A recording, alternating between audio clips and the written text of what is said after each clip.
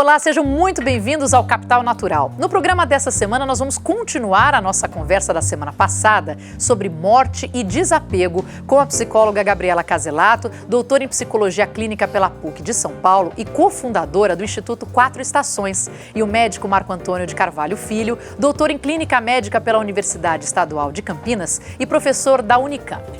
Bom, primeiro paciente que morreu na sua mão.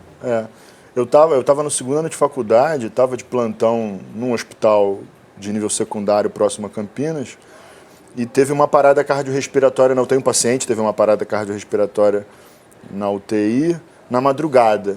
E aí os meus companheiros de plantão me acordaram para eu ir lá ajudar nas manobras de ressuscitação e de fato eu ajudei e o paciente faleceu. E eu falei, nossa, tô tranquilo, foi tranquilo, primeira vez, acho que nasci pra coisa mesmo, tá tudo certo. E aí voltei pro quarto, voltei a dormir. E aí eu peguei o ônibus para voltar para casa, né, e eu desci no ônibus, e o ponto do ônibus era numa praça em Campinas, que é muito arborizada e tal. E aí eu tava todo de branco, né, e sentei num banco e comecei a chorar. Sentei e chorei, e deve ter sido ridículo, porque eu tenho 1,90 m, e é bem a hora que as senhoras estavam levando os cachorrinhos ali para fazer as necessidades e tal, de manhã, é um lugar que só tem apartamentos, né, e o gigante de branco chorando, né, e eu choro, um choro compulsivo, eu não conseguia parar de chorar. E eu fui para casa, né, eu morava sozinho nessa época, eu deitei, e eu não sou uma pessoa que costumo lembrar dos meus sonhos, mas deste sonho eu lembro até hoje. Enquanto eu estava fazendo a reanimação cardiopulmonar, eu via o olho do paciente perdendo o brilho, né? Ele foi perdendo o brilho, e é uma coisa que acontece, a lágrima vai ficando um pouco mais opaca, um pouco mais sem brilho, e eu sonhei que as árvores daquela praça, elas tinham a mesma consistência dessa lágrima do moribundo, né? E foram me apertando, e eu acordei completamente desesperado, né? E eu tenho uma mágoa que eu carrego um pouco disso, que eu não lembro o nome dessa pessoa, eu não sei a história dela. Foi a primeira pessoa que eu vi morrer e eu sei praticamente nada nela. Eu só sei que ela morreu naquele dia, naquela madrugada. E eu não tive oportunidade, na época, como estudante, de conversar sobre isso com ninguém, de falar, nossa, olha, eu senti isso, eu sonhei com aquilo, vocês já passaram por isso, não passaram por isso. Então, essas grandes experiências que são... Os símbolos têm importância, os rituais têm importância também.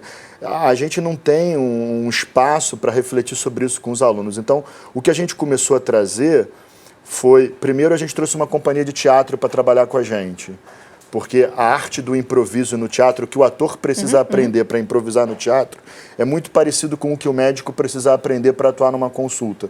O ator tem um script, mas ele vai atuar de improviso. O médico também tem um script a respeito da doença, a respeito da consulta, mas ele também vai atuar um pouco de improviso e ele precisa, de fato, entender o que está se passando na cabeça da outra pessoa, entender quais são as emoções que a outra pessoa está sentindo.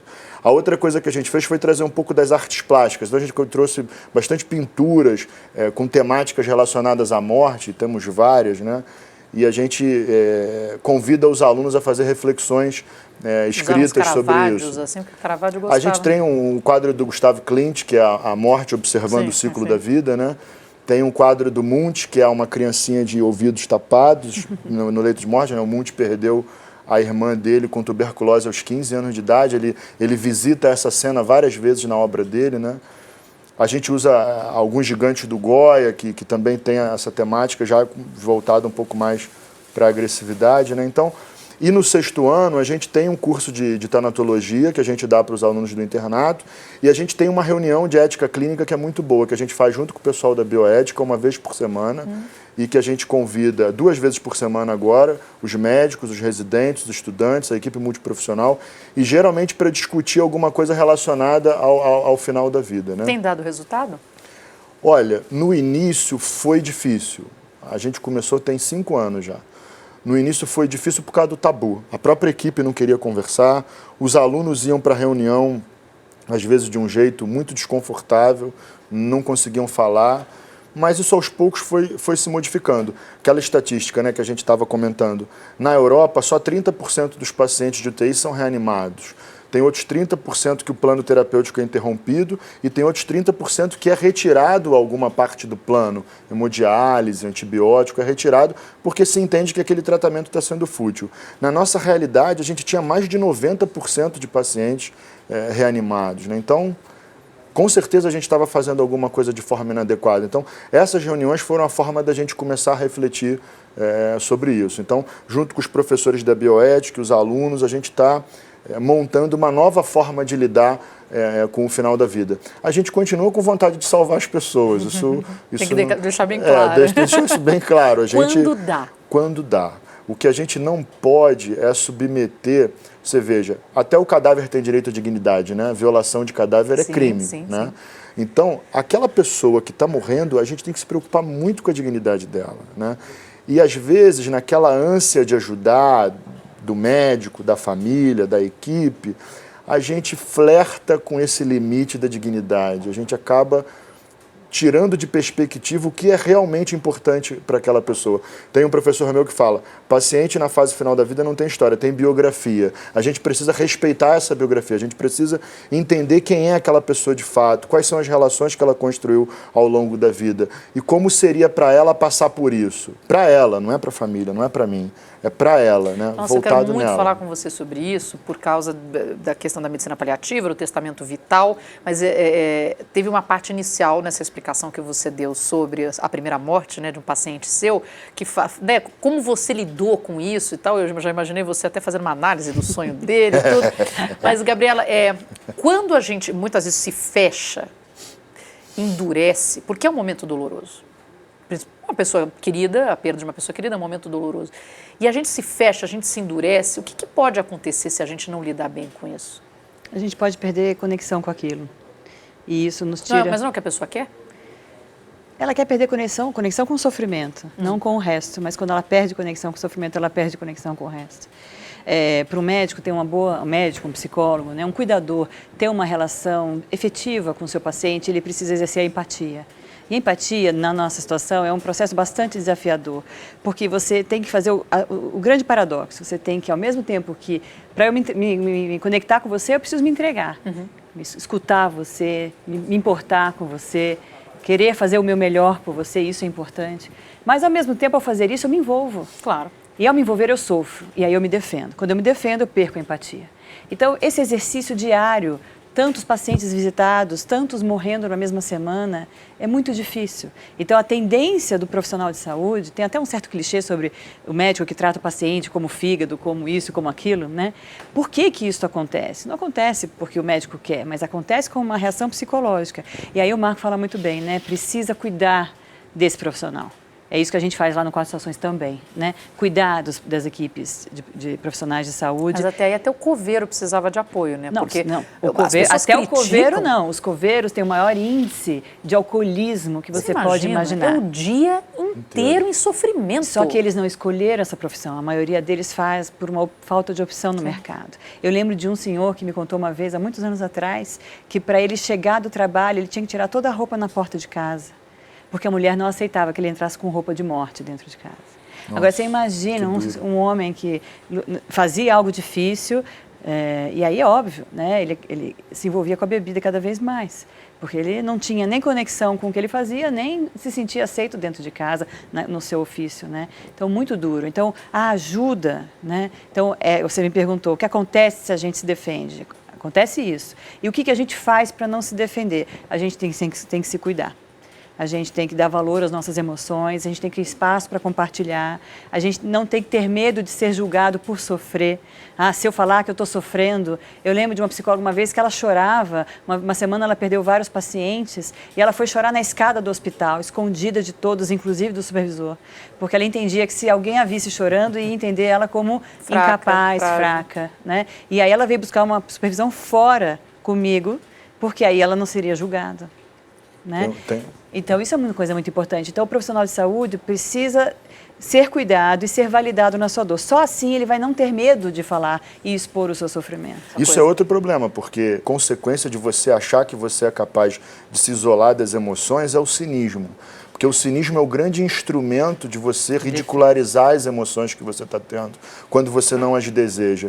E quando um profissional da área de saúde, e de médico eu posso falar com segurança, porque é a minha vivência, fica cínico, é muito ruim. O paciente perde muito, sofre muito, a família também sofre, porque você começa a banalizar o que não pode ser banalizado, porque você está usando o cinismo como mecanismo de defesa. Então, o resultado de você não se cuidar é você se tornar cínico, fazer piada de coisa que não é engraçado, sabe? Piada de mau gosto. A gente vai fazer uma pausinha só para tomar uma água e a gente já volta, não sai daí.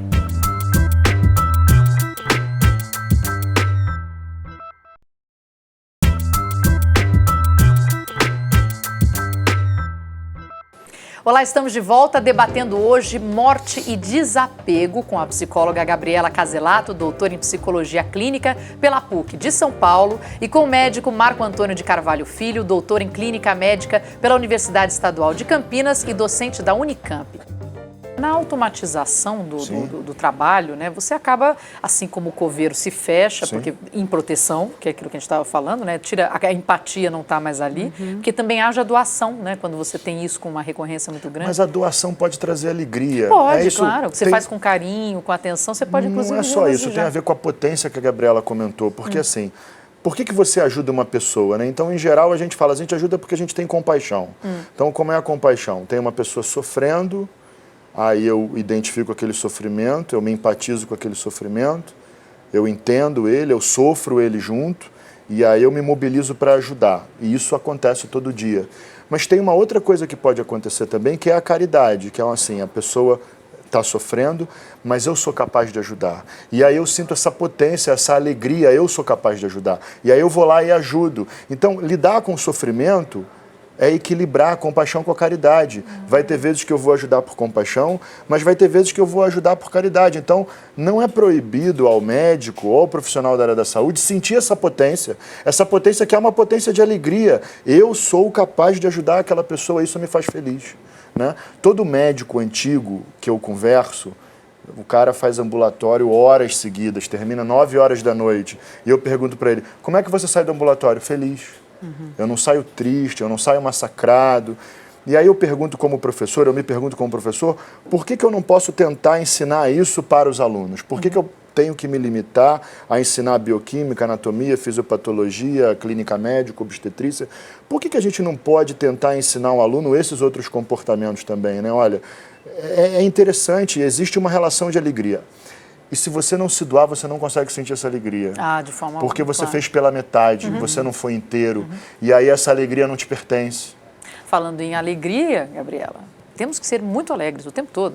Veja as redes sociais, né? Eu só estou alegre, estamos todos alegres. Tudo resolvido na vida. O máximo quando aparece é o pessoal troca, ao invés da foto, põe lá luto. Pronto, só avisa.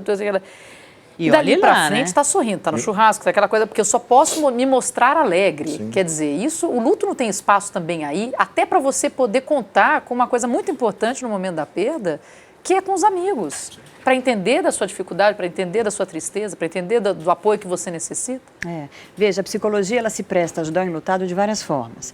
Teoricamente, o luto só deve ser cuidado por um psicólogo quando exige tratamento. Ou seja, essa pessoa está sem recursos psíquicos, seja lá por qual razão, para enfrentar esse processo, o que a coloca em risco de adoecimento mental e físico também. Então, vários transtornos como depressão, ansiedade generalizada, pânico, outras coisas podem acontecer mais frequentemente relacionadas ao luto.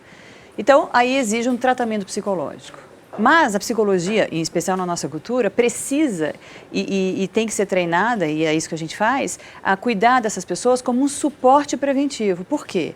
A maioria das pessoas que procuram ajuda não procuram porque estão doentes, procuram porque não tem com quem compartilhar e se sentem envergonhadas por sentir o luto e perceber que o mundo continua gerando e que todo mundo espera e cobra que ela fique bem após 1, 2, 3 meses de luto e ela não consegue se sentir assim. Pelo contrário, Gabriela está piorando.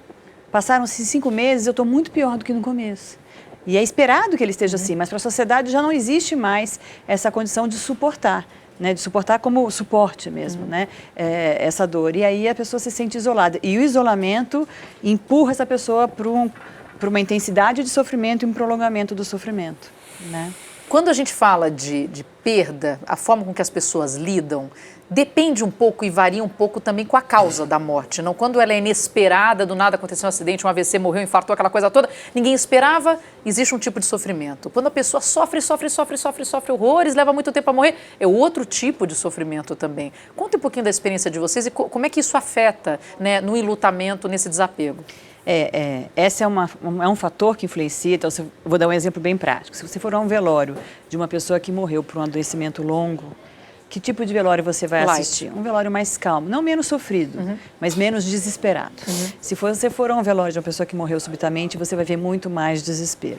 E por que isto? Porque as pessoas não têm uma chance de poder enfrentar essa realidade. Então, ela vem como um choque. Ela vem como uma ruptura daquilo que a gente chama do nosso mundo presumido, né, da vida que a gente tinha antes, de uma forma muito brusca. E frente a isso, a gente se defende e reage intensamente. Então, todas as reações são mais intensas. Então, o que na doença a gente tem a oportunidade de ir vivenciando em diferentes momentos, oscilando, mas com um espaço de tempo maior, numa perda súbita a gente não tem. Mas não é só esse fator que influencia. Então, a relação que eu tinha com a pessoa, a minha história de vida, a minha história de perdas, o meu suporte social, a quem eu tenho para me ajudar, a minha espiritualidade, a minha condição física e mental prévia a essa experiência do luto, tudo isso são vários ingredientes que vão compor o meu tipo de reação frente a uma perda. Por isso, eu não sei se você já teve a oportunidade de ver, às vezes alguém perdeu uma pessoa de 90 anos e lida como se aquilo fosse súbito. E lida de uma forma bastante organizada. É súbito? Não, do ponto de vista lógico da vida não é esperado. Mas para o contexto de relacionamento, a importância que aquela pessoa que morreu tinha na vida daquela pessoa foi algo tão estruturante e tão desorganizador como se fosse uma morte súbita de alguém. Marco, altera a forma de contar a notícia para a família, não? Vou voltar nesse ponto, mas eu queria fazer um comentário que a pior situação é ter o pior dos dois mundos. É você ter uma morte súbita, que você sente ela como súbita, no contexto de uma doença crônica, porque faltou oportunidade de conversar sobre isso. Então, hoje tem uma campanha muito grande de você fazer uma pergunta assim para o seu paciente com doença crônica, né? Eu ficaria surpreso se esse paciente morresse no próximo ano? E se a resposta a essa pergunta for não, eu não ficaria surpreso, uma pergunta que você faz para si mesmo durante a consulta. Então, eu tenho a obrigação de criar uma ambiência durante a consulta, pode ser aquela, pode ser uma próxima, mas para que esse assunto surja, eu posso conversar com isso, com aquele paciente. Eu estava comentando, morte súbita na Idade Média era considerado mau agouro. Você morreu hoje, todo mundo quer morrer de repente, mas antigamente era um mau agouro. O bom era você saber que ia morrer para você poder se reconciliar, para você poder se despedir, para você poder perdoar, para você poder ser perdoado, né? Então, existem vantagens e desvantagens nos dois tipos de morte, mas se eu tenho uma doença crônica e eu provavelmente vou morrer dessa doença, que eu tenha as vantagens desse processo e que eu possa, de fato, me apropriar dele como meu e não viver ele como se fosse um processo do médico ou um processo da minha família. Eu, se tiver uma doença crônica que vai me levar à morte, é minha doença. Eu quero ser responsável por esse processo até o fim. Enquanto eu estiver mentalmente capaz, eu quero ser capaz de opinar aonde eu vou fazer, como eu vou fazer, que tratamento que eu quero, que tratamento que eu não quero, para eu não ser pego de surpresa pela morte. Né? Porque senão eu vou ter o pior dos dois mundos. Eu vou ter a parte ruim de ter uma morte súbita e eu vou ter a parte ruim de ter uma doença crônica também, que é não ter nenhum controle sobre aquele processo. Né? Eu acho que o que muda não é a forma de você contar o que está acontecendo. Eu acho que muda, no caso do paciente com uma doença crônica, a oportunidade que você tem de preparar o paciente. Preparar talvez seja um pouco arrogante, mas de ajudar o paciente a se preparar e ajudar a família a se preparar para aquele momento, porque isso é plenamente possível. A gente é muito capaz, se a gente estiver disposto, disponível, se instrumentalizar um pouco, obviamente, de ajudar aquela pessoa a passar por aquilo e garantir que ela vai ter uma passagem, ou vai ter a morte, ou vai ter o final da vida dela, exatamente do jeito que ela gostaria. Bom, daqui a pouquinho a gente vai continuar esse debate, porque a gente vai para um intervalo e volta já já.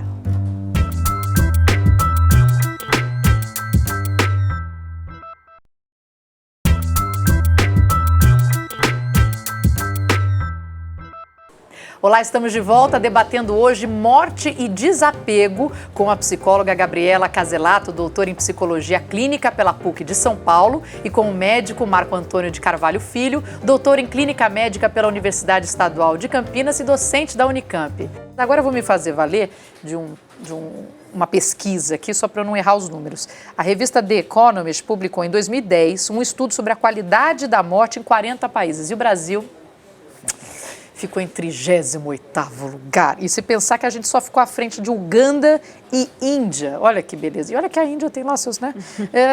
Tem muita espiritualidade, né? Tem muita espiritualidade. Dá uma forcinha nesse lado. Mas vamos começar. A gente vai ver a matéria sobre medicina paliativa. Aliás, eu queria já convidar as pessoas a assistirem essa matéria sobre medicina paliativa, porque ela vai explicar bastante pra gente o que é a medicina paliativa, como é que as pessoas lidam com isso. Vamos dar uma olhadinha.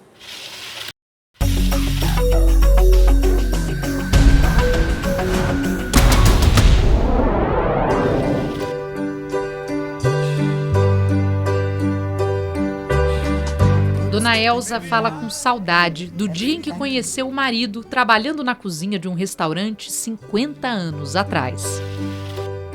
Aí logo de cara veio o chefe, me deu uma bacia cheia de cebola para me descascar a cebola e cortar. Ele chegou para mim e falou: daqui que eu corto para você, que eu não quero te ver chorando assim. Seu Antônio conquistou o coração de Dona Elza e juntos formaram uma família. A vida tranquila do casal aposentado começou a mudar no ano passado, quando ele foi diagnosticado com um câncer agressivo no esôfago.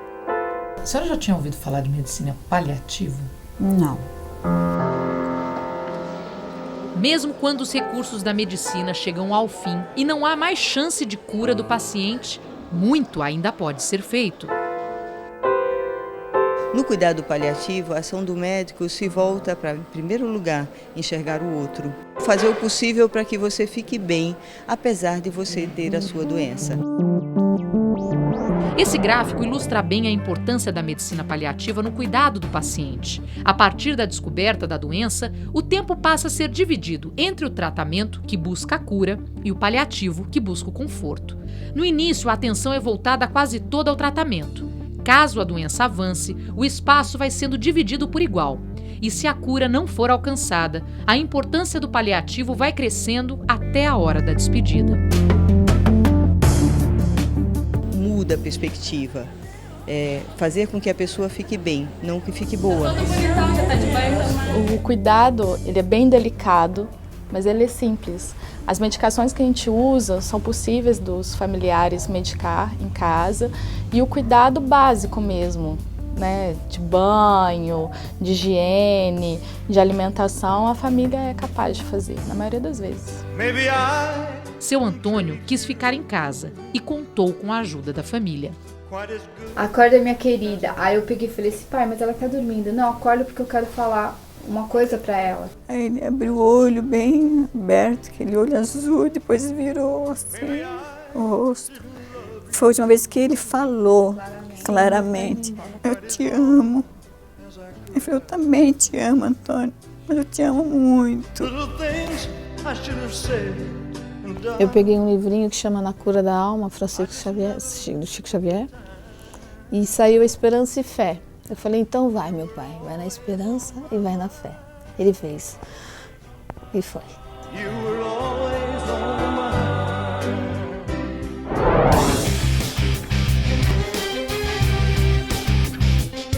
Por ano morrem em média 1 milhão de pessoas no Brasil e cerca de 700 mil são vítimas de doenças crônicas, ou seja, não têm um fim repentino, passam por processos até chegar à morte.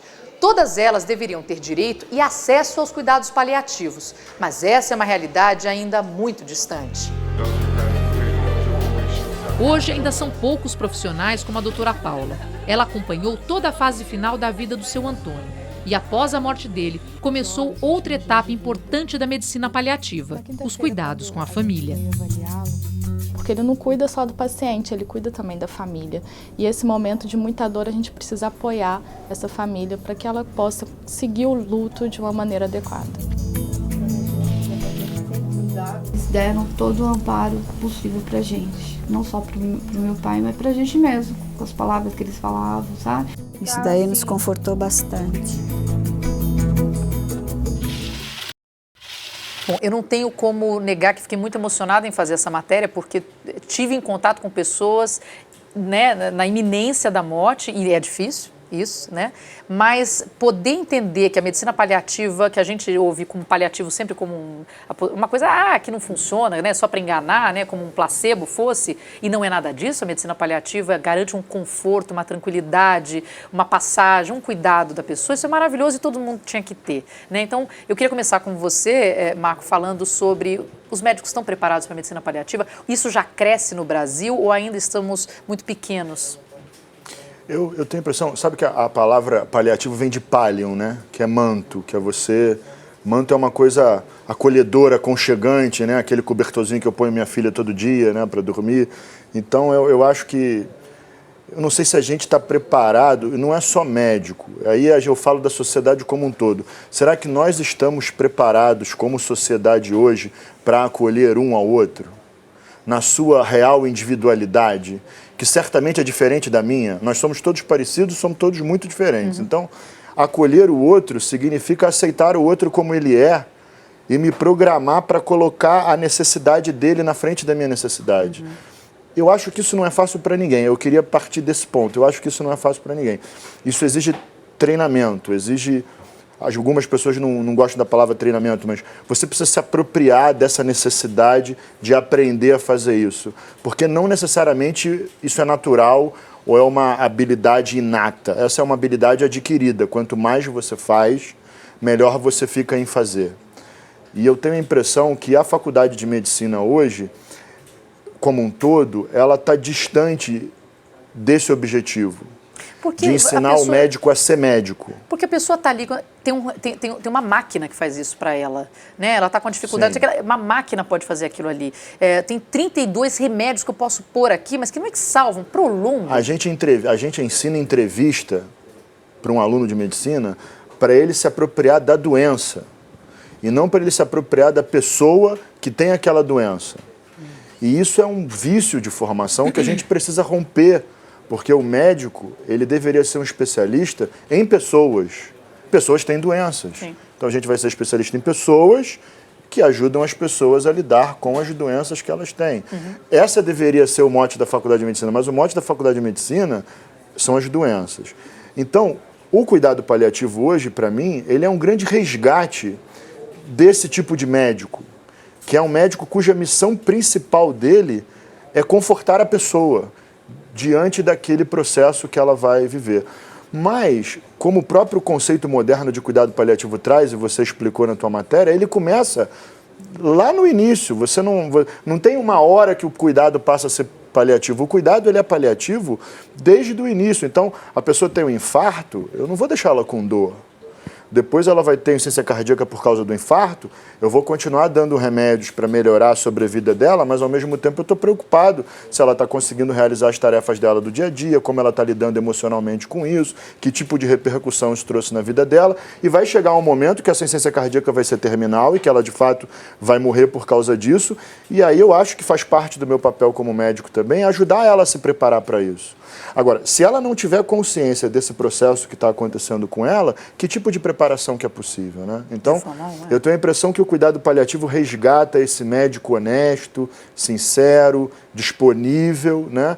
Que está, de fato, à beira do leito, seja um leito hospitalar ou seja um leito domiciliar, que está à beira do leito, para ajudar aquela pessoa a lidar com aquela situação. E para mim isso é muito interessante porque eu vejo muita beleza nisso. Sim. E as famílias, os pacientes também veem. Quando passam a entender que aquilo ali, na verdade, não é um placebo, não é um cuidado, porque ele não é um tratamento, ele é um conforto. Ele é um tratamento também da dor. Tratamento da dor, da sim, dor, sim. Da falta de ar, né? um tratamento emocional. Não leva à cura da doença, mas ele Isso. trata sintomas desconfortáveis. Exato. Mas mesmo sem querer levar a cura, não sei se você já teve acesso, tem um trabalho clássico em oncologia que separou um grupo de pacientes em dois. Um grupo recebeu cuidado paliativo, o outro grupo recebeu um outro tipo de cuidado não tão intenso. E o grupo que recebeu o cuidado paliativo viveu mais. Então, Mas a doutora apesar Maia de Goretti não me falou curar... isso, foi engraçado, né? O cara entubado, desligado, não sei o que lá. Às vezes ele tem uma vida menor do que aquele que está no cuidado paliativo, que tem uma melhor qualidade de vida. Que é uma loucura isso, porque é um contrassenso, né? Sim. É até estranho isso. Mas a gente está encerrando o programa, mas eu não posso deixar passar uma análise da Gabriela com relação a essa espiritualidade. Isso é importante de alguma forma? Isso afeta? Dentre aqueles fatores que eu citei para você, que ajudam ou complicam o processo de luto, assim, existe uma polêmica sobre o que é a morte e se existe uma boa morte, né? O que é uma boa morte? A gente poderia ficar horas aqui falando, mas basicamente é a morte que dá sentido à vida e a vida que dá sentido à morte. Então, você poder olhar para trás, né, e dar sentido à experiência de vida que você teve e conseguir dar sentido à experiência de morte que você está tendo, se empoderar, ser ativo nesse processo dentro dos seus limites, isso ajuda. A espiritualidade é uma grande ferramenta, não só da pessoa que está morrendo, mas da família. Isso não quer dizer que a pessoa precise ter a mesma religião que eu, mas a pessoa precisa acreditar em algo, né? Acreditar em algo fortalece, conforta, dá sentido, cria possibilidades. Então, a espiritualidade é um conceito bastante amplo, né? Crer é crer em qualquer coisa, né? Então, sem dúvida, não tem família que não passe por essa angústia de revisitar a espiritualidade, de se questionar. Uma vez eu conheci um homem que era bastante cético em relação às religiões. Ele era um homem muito inteligente e havia estudado todas as religiões em profundidade. E ele, até então, era um homem que dizia, nada disso para mim faz sentido. E, de repente, ele perde um filho muito desejado, muito importante na vida dele, de uma forma muito súbita. E aí, todo aquele ceticismo era insuportável para ele. Ele não dava conta de conviver com aquela dor sem encontrar uma explicação. Em pensar na ideia de que o filho dele tinha morrido e pronto, ele não concebia. E lá foi ele fazer um resgate de toda a sua espiritualidade, agora do ponto de vista não do homem intelectual, mas agora do pai enlutado. E aí ele faz uma busca, e uma busca mais aberta, menos crítica, mais generosa, menos racional. Eu já vi muita gente mudar de religião depois de uma morte. Isso é importante. Então, a espiritualidade, né, e isso é um desafio profissional de saúde, né? Porque é importante que a gente saiba que não é a nossa espiritualidade que vai ajudar do paciente, claro. mas é ajudá-lo a desenvolver a dele ou dar espaço para que ele tenha a dele. Independente se eu concorde ou não, se faz sentido ou não. E no ambiente hospitalar, isso às vezes é um problema. Por exemplo, uma família que tem preceitos religiosos que colocam os procedimentos médicos em xeque. Claro, sim. E aí vira um conflito entre cuidados médicos, espiritualidade e valores da família. Então, essa é uma questão que, mais uma vez, coloca a equipe multidisciplinar desafiada a conseguir ouvir essa família e chegar a um consenso do que é melhor para aquele paciente. Depois a gente vai fazer um outro programa para falar da morte romântica, que é aquela que, casado 70 anos, ele morre ela uma semana depois, porque ficou triste, mas é tão romântico aquele momento. Mas é o contrário, é o homem que morre mais rápido que a mulher quando o parceiro vai. Espero ficar muito triste e morrer 2 dias depois, ou junto, né? Eu queria muito agradecer aos nossos 2 entrevistados, porque o programa desta semana fica aqui. Muito obrigada, então, a vocês 2, a psicóloga Gabriela Caselato, que é doutora em Psicologia Clínica pela PUC de São Paulo e cofundadora do Instituto 4 Estações, e o médico Marco Antônio de Carvalho Filho, doutor em Clínica Médica pela Universidade Estadual de Campinas e professor da Unicamp. E eu convido você a continuar conectado conosco, acesse a nossa página do Facebook. Eu sou a Marina Machado e até o próximo programa.